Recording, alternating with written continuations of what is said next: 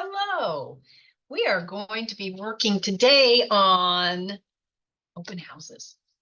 This is one of the focuses of your 5-week success checklist. Remember, your 5-week success checklist is your focusing on getting into productivity. And our last video, we talked about building your database and how important that is and how to get started.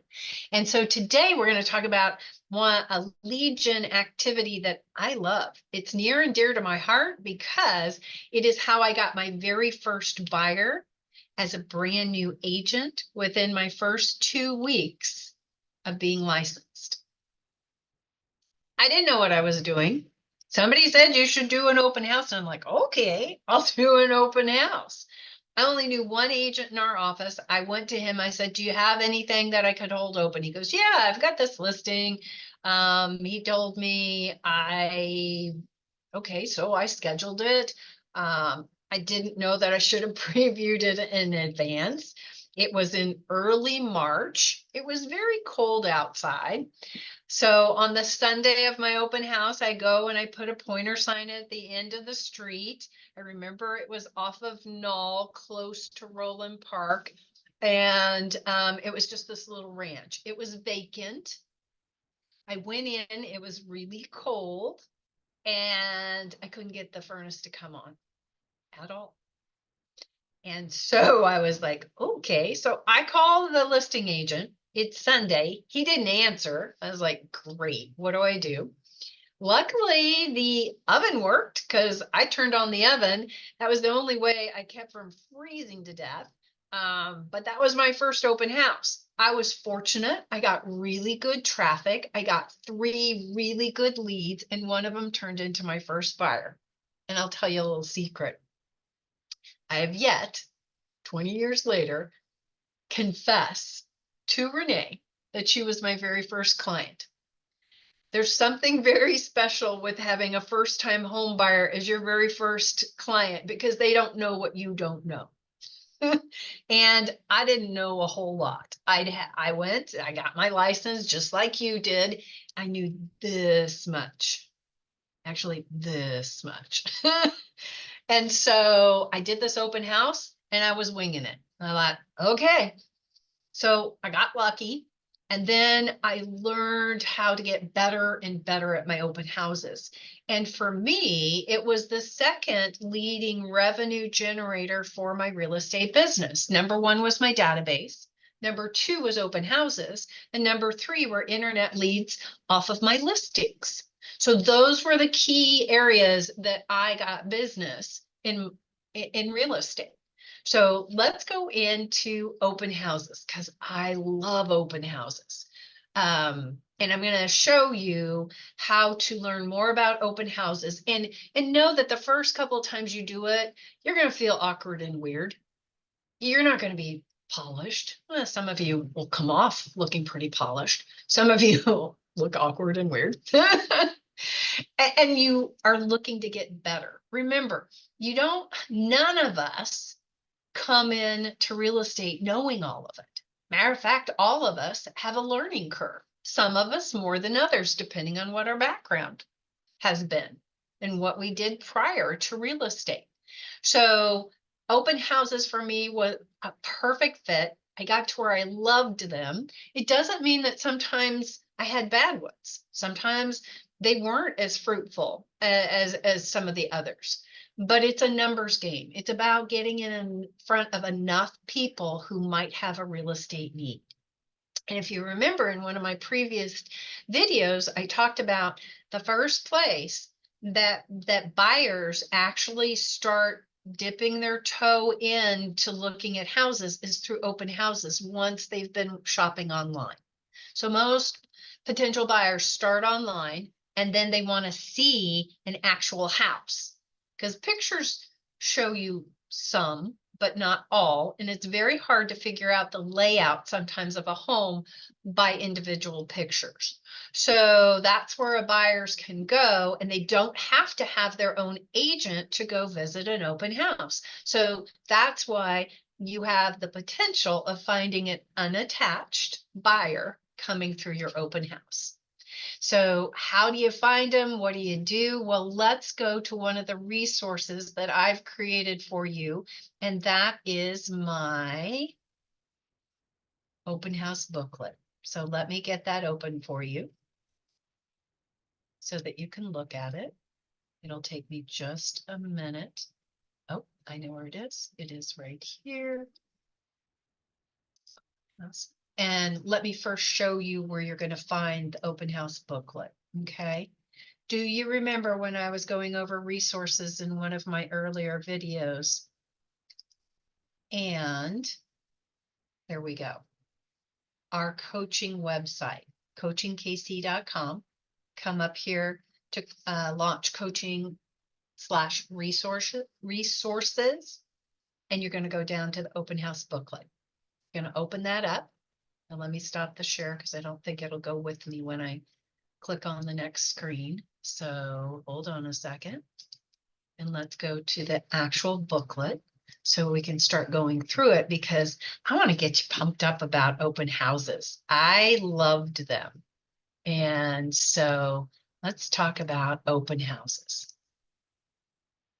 I know that if you do open houses, you will come across buyer leads. And it is a matter of time before one of them turns into a client, if not several of them. So here is my 15 days to production with open houses. One of the very fastest ways that I know of getting your first buyer. So I have everything in here of what do you do before, what do you do during, and what do you do after an open house, because all of those are exceedingly important to the success of your open house. Just the open house itself is not the only important element. Actually, how do you pick out an open house? So let's talk about it. Let's talk about the success to open houses as your preparation, your marketing, and your research. In action, that's the day of and during. How do you connect with people and get their contact information? And then the third is the after, the follow-up and building relationships. I'm going to recommend, I have a link right here to a video. It is Chris Suarez. Chris Suarez is a mega Keller Williams agent. And he built a $30 million business by doing open houses. He had lived on the East Coast and grown up on the East Coast, had a bad divorce, wanted to get as far away as possible, and moved all the way across country to the West Coast. And he had to start his real estate business over when he moved to the West Coast.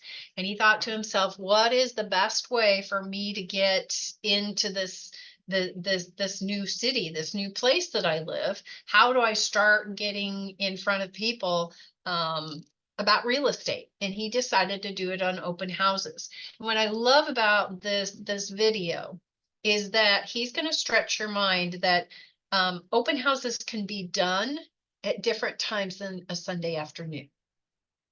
So it's about not getting stuck in a box, although we know that a Sunday afternoon is probably the most traditional time and day that people do open houses. However, if you do the right preparation and research, you can probably have a successful open house almost any day of the week at any time. So, but let's think about first, how do we find an open house? Because in the beginning, most likely you don't have a listing as a brand new agent. I get it. So if you don't have your own listing, then you're going to ask other agents if you can hold their listings open. So ideally, now this market makes it a little harder when we have limited inventory. It is hard to get an open house very much in advance. But ideally, you want to choose your open house 5 to 7 days before you schedule your open, or before the scheduled open. And that means you've got to be reaching out to agents about their listings. Send an email every Monday to experienced agents and teams with listing inventory, asking if they have any properties that you can hold open. Now, Yes, can you find on our office closed Facebook page, agents occasionally posting about that they have a listing that's available for an open house? Yes. But if you only rely on that, then you're not going to get an open house as often as you probably want or need here in the beginning, especially. Attend the Tuesday business meeting, hear about other agents are going to be talking about their new listings as they're talking to other agents. And also you need to meet agents in this office.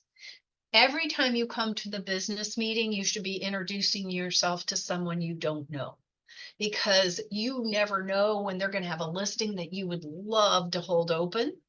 And also, you never know when they might need a new agent to help them show their buyers houses because they've got some conflicts. They're overscheduled or they've got to be in another part of town, and they may pay you to show their buyers houses. So you need to build these relationships with other agents. It's very important. We can't do real estate without other agents. It's almost impossible. Do you know that most transactions, there are two agents, buyer's agent and a listing agent. So we co-op majority of the time, I say well over 80% of the time, there are two agents to every transaction. So we need other agents to be able to do our job and to be successful. Then you can shop on MLS our inventory. What you would do is you would go into MLS, and I'm actually going to show you how to do that right here. I'm going to go into MLS. It'll just take me a moment to get in there and to log in. And I'm going to show you how to shop our inventory. Okay. Because I don't want you, again, you can wait until somebody posts about a listing that they have that you could hold open. But it may not be in a good location. It might not be a good whole house to hold open. And so you need to be more purposeful if you can be. Okay. So let me do a share screen, and then hopefully this will also go with me because I'm not here. Okay. So MLS, I'm going to go into search. I'm going to go into residential quick. Okay, under residential quick, I'm going to go down here. I'm going to scroll all the way down, and there is down at the bottom, it says additional fields, add/remove. And most likely you're going to have to add these. These don't automatically are populated. You have to select them, but you want list office ID. That means listing office ID. And you're going to put in there KW04. That's our office's MLS ID. Okay, KW04. And you're going to add that in there. Okay. And then if I do that, it's already showing me there are 78 listings, and these are active listings. We preferably want active listings to hold open, that I could possibly do an open. So now it's time to go shopping. I click on the results. You can then, it's already put it in price point. So we have prices from 65,000 to 4.5 million. Okay. So I'm going to look. I will tell you here are the neighborhoods that I find have traditionally gotten you the best open house traffic. Prairie Village, where our office is, Perfect Village, is one of my absolute favorites. I like Mission. I like Roland Park. I like Old Overland Park and some other areas of Overland Park. I like Leawood. On the Missouri side, I like Brookside. I like Waldo. Those are some of my favorite areas to do open houses. It gets enough traffic. If the further you go out, the fewer people and probably fewer buyers. So the buyer pool can be smaller. I want to be in areas where I can hopefully tap into a bigger buyer pool. So I'm looking in the more populated areas. So if I do this and I go, I'm going to look for Let's see what I can find here, what I want to hold open. There's a whole bunch of different ones. There's every Raymore, Lee Summit, Kansas City, Union Hill. Ooh, that sounds fun. I love the Union Hill area. Let's see. Let's go into that one. It looks like one of those row houses that was new construction. Oh, that's lovely. It's beautiful. Okay, lovely, lovely, lovely. Just came on the market like today. It's $399.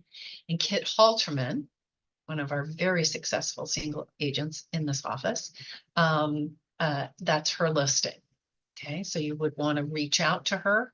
Her information is right there, her agent phone number and her email is there. And you'd want to introduce yourself and say how much you would love to hold her new listing open, if at all possible. Okay, so that's how you're going to go. And then if I want to go back to the agent single line, then I can do that and then look at other houses. So I kind of want to be in price points where I think the most buyers will be. And that's why if you go to our business meeting on a regular basis and you're hearing David do the market update, he's showing you what's happening in the market.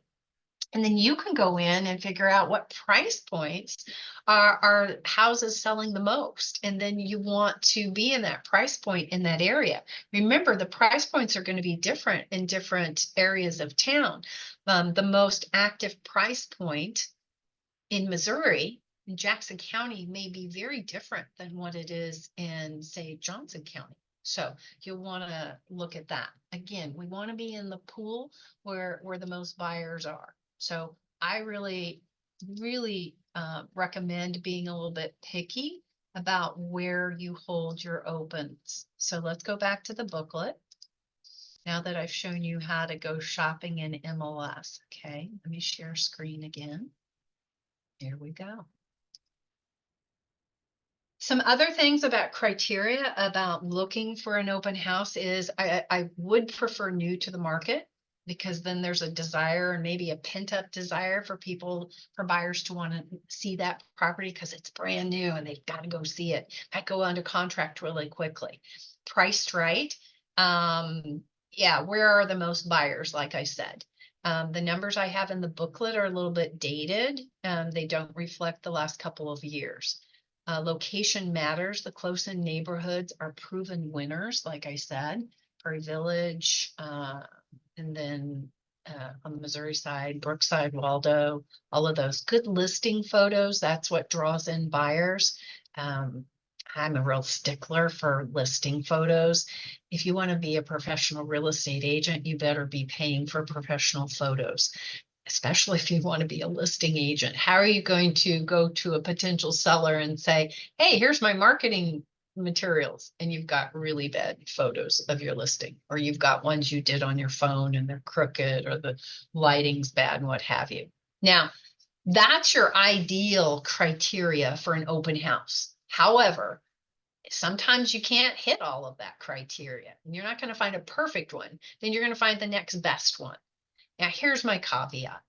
If an experienced agent comes to you and says, hey, I've got a listing that I'd love for you to hold open, would you be interested? And you don't have anything else lined up, just say yes. Here's why. I want you to build a relationship with that agent so that you may become their go-to agent whenever they have a need for an open house. So sometimes you're going to do a house that's not going to fit all this criteria. Please don't tell them, oh, because this happened once, long time ago, but I had a new agent who told an experienced agent, because the experienced agent came and shared the story with me. They offered the new agent one of their listings to do an open house. The new agent asked a couple questions. Oh, no, I can't do that. It doesn't fit the criteria that Kristen said I must follow. Oh, I was like, oh, no. So don't do that, because having that opportunity, if you do if you hold other people's listings open and you do a great job, you're on time, you leave it perfect, you turn out the right lights, you lock all the doors, you get right back with the listing agent after the open, you let them know everything that happened during that open, then they're going to feel like, oh, that's somebody I would like to ask again and again and again. So, um, it's a good thing. Preparation. Oh my goodness. I love this quote. Success is where preparation and opportunity meet. Pick the property hold open. Preview the property before you hold it open and surrounding active listings in that neighborhood or surrounding neighborhoods. I don't know how you're going to hold a house open well if you've never been in the house. So I always like to preview it, and then I want to see everything else that's nearby for sale, because did you know that only 2 to 5% of the buyers that are going to come in that door, that this will be their house?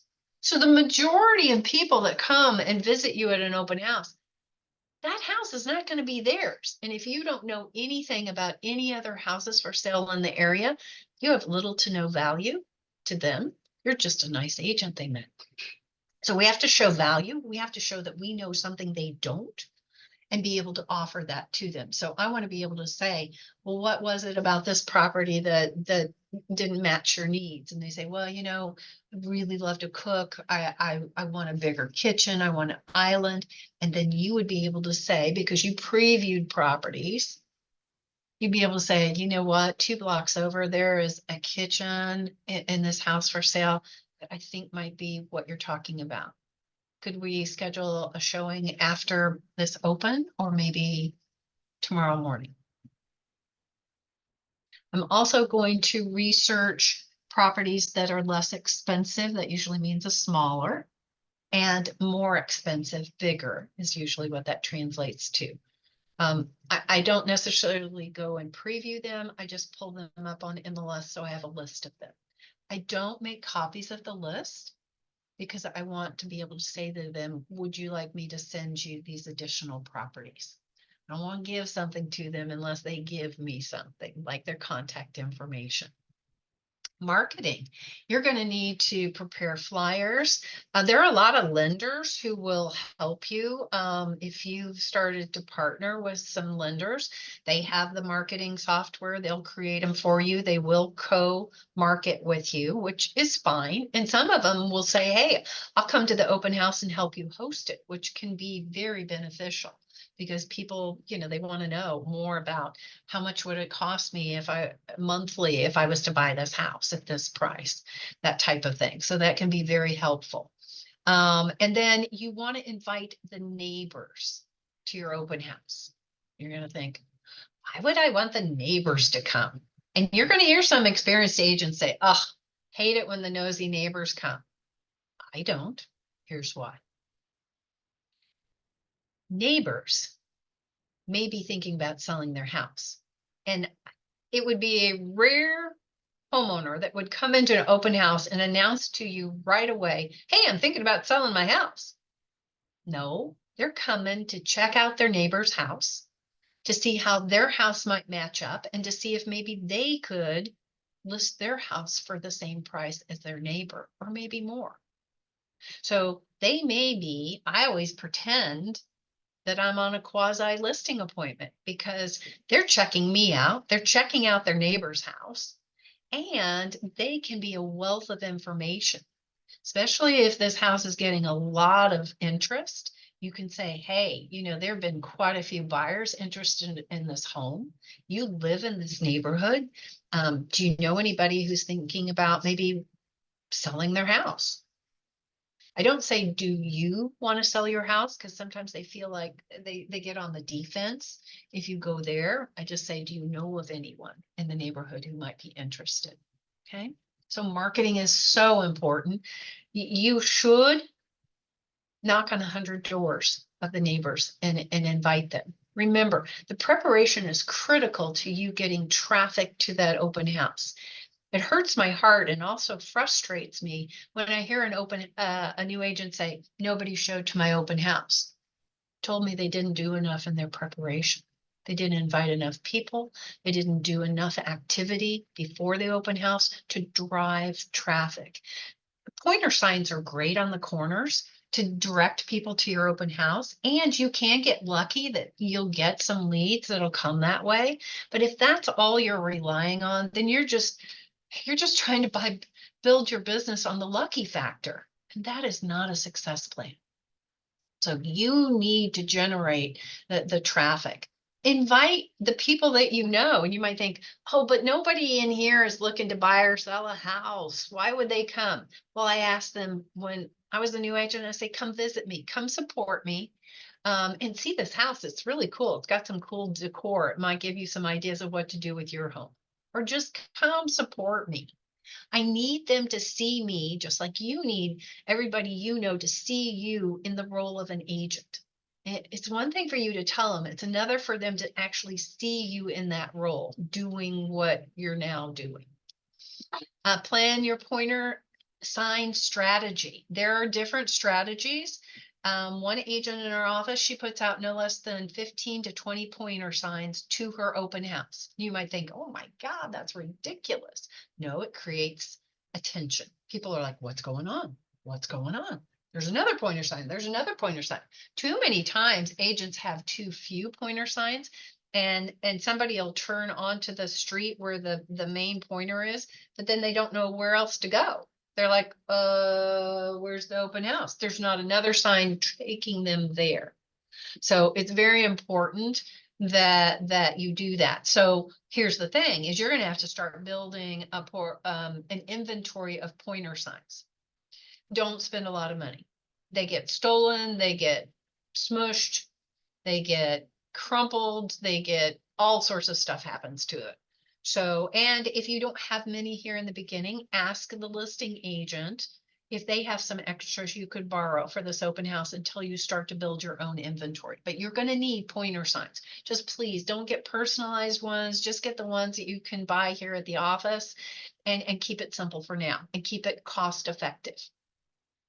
Also, if you're going to put a pointer sign in somebody's yard, like a corner house, will you please knock on the door and ask them if it's okay? And if nobody's home, I already had a written note on my flyer saying, I'd love to put a pointer in your yard tomorrow during my open house, and I'll remove it immediately. Contact me if that's not okay.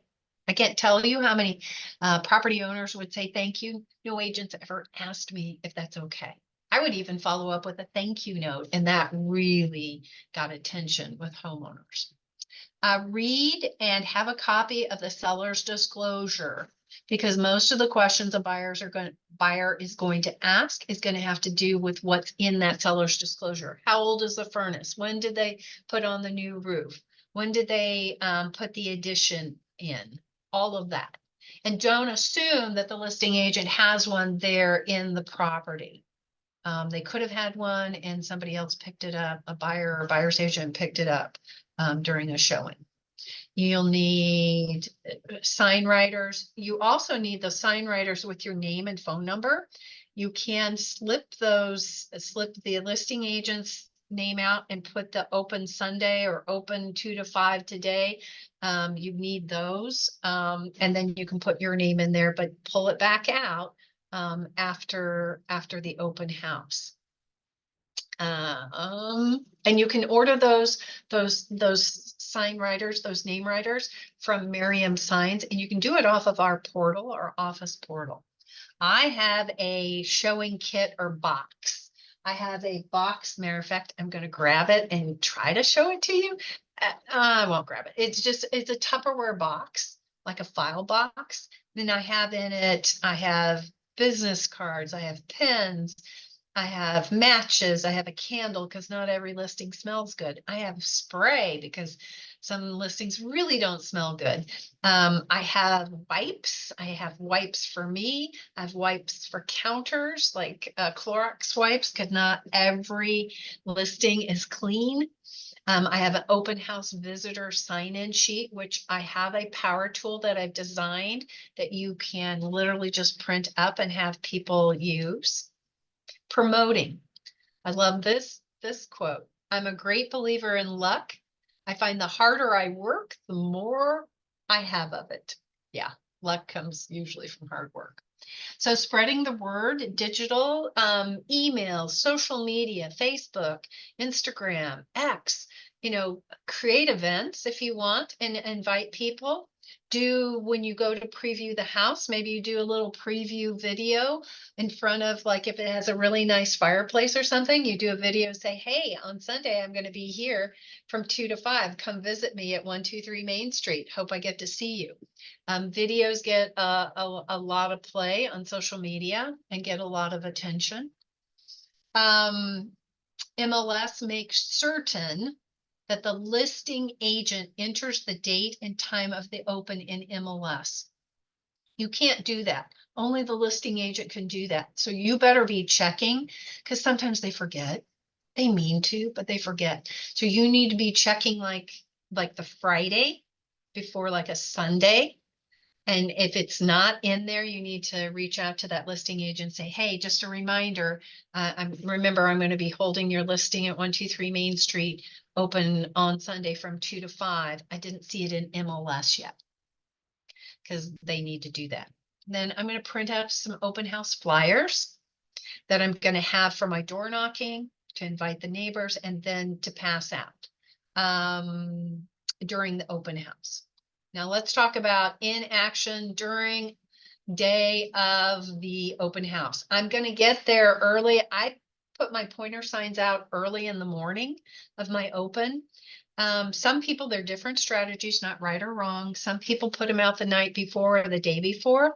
I find that I lost more of them. They got stolen or run over, or who knows what, or the codes people for the city would pick them up and take them away. And so I always just did it early in the morning. Then I went home, changed my clothes, cleaned up, and then came for my open house. Remember that when you're holding other people's listings open, you are a representative of them and you're a reflection of them and our office. So being the utmost professional is exceedingly important. Be punctual. Those sellers could be watching you on the Ring doorbell to see when you arrive. They could also be at the neighbor's house just hanging out there and watching you through the window the whole time you're there. Do not assume, especially in this day and age, that there are no cameras in that house. Do not assume that. Keep that in mind also when you're with buyers. Tell your buyers that most houses have cameras or listening devices, and so anything we say while we're inside this listing, the seller could be hearing it. So you want to get there early. Let the listing agent know what time you'll be there. If you're going to get there earlier than 30 minutes before the open house, then please, if it's an occupied house, you've got to let the listing agent know. A lot of sellers are up until the last minute getting that house in order, especially if they have little kids. Oh my gosh, it takes them forever. Be polite, be professional, and dress professionally. No flip-flops, no cutoffs.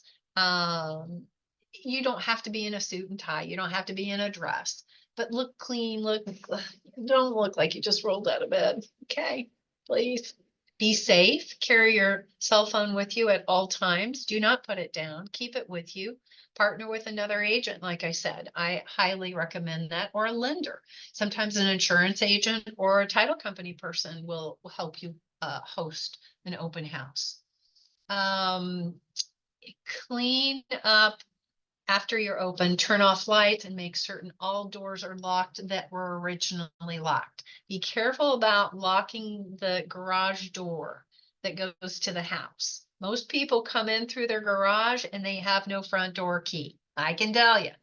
I had several listings where they're like, I'd say, I need a front door key. And they go, They turn to their spouse and go, where's the front door key? And they'd say, I don't know. Do you know? So they'd have to go have one made because they didn't have one.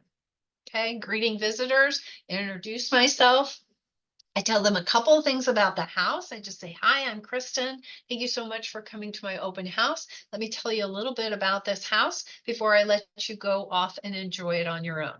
One, it's a 3-bedroom, 2-bath, has a finished basement, and you got to check out the bar that they have in that basement. It is just awesome. I always pick out one special feature that I want to make sure that I'm going to tell them about. Some houses, it's hard to find a special feature. Do the best that you can. Then my favorite script to ask them is this. My absolute open house favorite script. Are you out looking for a new home today, or do you live in the neighborhood? That one question tells me what way to go with my conversation with them. If they're looking for a new home, one of my first questions after that is, well, how long have you been looking? And they say, oh my God, we've been looking forever. I say, how long is forever? Oh, 9 months. Oh, so you must be working with an agent. They say, well, kind of. I'll say, oh, have you made any offers and not gotten the house? And if they say yes, then I know they're working with an agent and they have a signed buyer's agreement, because there's no way that that buyer's agent was submitting an offer without that in place. If they say they live in the neighborhood, then I'm going to say, how long have you lived here? What do you love about this neighborhood that I can share with potential buyers that come through? See, it just takes me into conversation with them so that we can chat. I also, with that open house visitor form that I have, it's also a short survey. So I can say to them, I like to put them on clipboards. I cut them in half, put them in clipboards, hand them to the buyer and say, after you finish touring the home, the seller would love your feedback on what you think about their home. They're dying to know what you think. So there's a couple of questions on there and I ask them to fill it out. I have found that I get more luck in getting them to give me their contact information if I'm asking the survey. There's not a specific right or wrong on how you connect, how you get their contact information. This is just one way that's worked really well for me. Additional scripts. Again, here are some additional scripts for you, the buyers, the neighbors. Okay. So you've had a pretty good open house. You've gotten some contact information from the people who came in. Now it's time for follow-up. And follow-up, here's my quote. He who hesitates is last. In the world of open houses, and really in our world of real estate, when you meet a lead, usually the fastest agent wins. You have to assume that if they came to your open house, they probably are going to some other open houses in the area and they're meeting other nice agents. It's really the agents that's the fastest to follow up and connect with them that usually gets the business. So if they share anything with me, that they were looking for that this house didn't have or what have you, I will send them I'll send them a text message if I get their cell phone number and I'm not in the open house isn't super busy. I might send them a text message saying, thanks for coming by my open house at 123 Main Street. I'll send you some pictures of that house with the big backyard later today, as I mentioned. Because they said they wanted a big backyard. I'm going to find one on MLS, even if I don't know one. I'm going to find one and say, is this the kind of backyard you were looking for? Then I'm going to follow up with them. There are different philosophies or strategies of follow up. I think you need to follow up with them almost every day for 7 to 8 days. And I'm going to do a text message. I'm going to do an email. I'm going to do a phone call. That's why I want a variety of ways to communicate with them, so it's not just one way. I'm going to do a handwritten note. One of the reasons I love the neighbors to come by my open houses is this. One, they could be a twofer. I love a twofer. That means they could be a sell and a buy, right? And two, if I get their first names and what street they live on, and they didn't fill my contact information out very completely, I bet I can find them in MLS. We can be part detective in looking people up in MLS. And so then I could send them a little handwritten note saying how much I enjoyed meeting them. And then I'm going to put them on some kind of smart plan so that they're getting regular information from me. Does that make sense? So here are the ideas of a 7th level open house so that you're going to do it at the highest level. Now, not every open house will you have as much lead time. Sometimes you're going to get one on a Friday, late on a Friday, and you're only going to have Saturday to do your prep.